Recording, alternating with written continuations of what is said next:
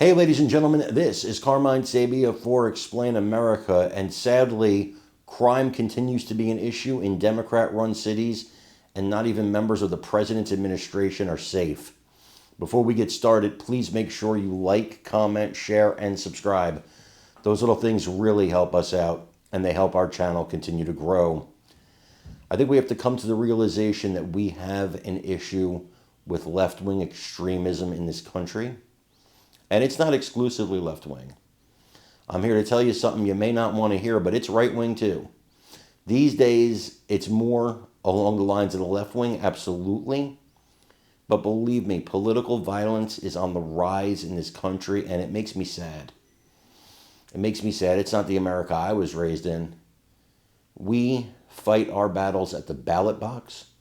We have a right to protest. We have a right to write letters to our congressmen and our elected officials. We have a right to even confront them if we see them and talk to them, have a conversation. That's the beauty of America. We have all those rights.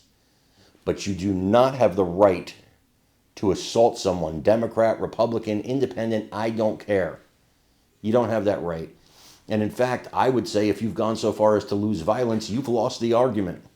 You're now desperate, and you feel that's your only solution because you can't win the actual argument. At the United Nations, which should be totally safe, there should be crazy security there.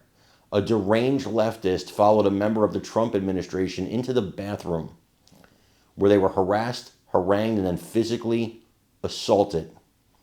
Now, the Secret Service is on the case here, not just for this, but for a bunch of mishaps that happened at the United Nations this week that sound a whole lot more like a setup than accidental or coincidental. Frankly, I'm tired of this. We don't need the United Nations. We certainly don't need them in this country, and we certainly don't need to be footing the bill.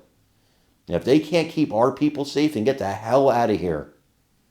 I want you guys to watch this and let me know what you think in the comments. Directs War Secretary Pete Hegseth to provide all necessary troops to secure federal ICE assets in Portland, Oregon, describing them as under Antifa siege. In a Truth Social post today, Trump writes the move comes at the request of DHS Secretary Kristi Noem.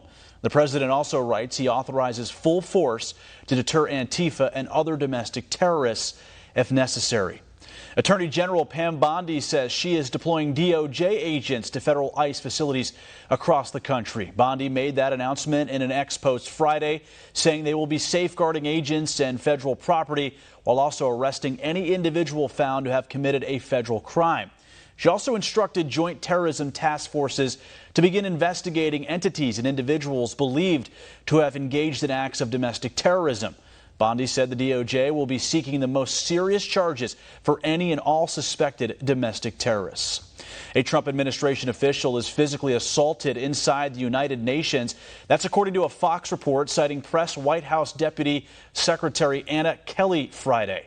The report says an HHS official was followed into a bathroom at the UN and was physically assaulted and verbally accosted by a, quote, deranged leftist.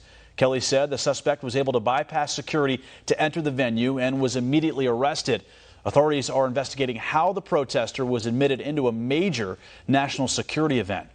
The mayor of Philadelphia plans to raise the Chinese Communist Party flag at a ceremony this Tuesday, promoting a House committee to take action. One America's chief Pentagon correspondent, Alexandra Ingersoll, has more.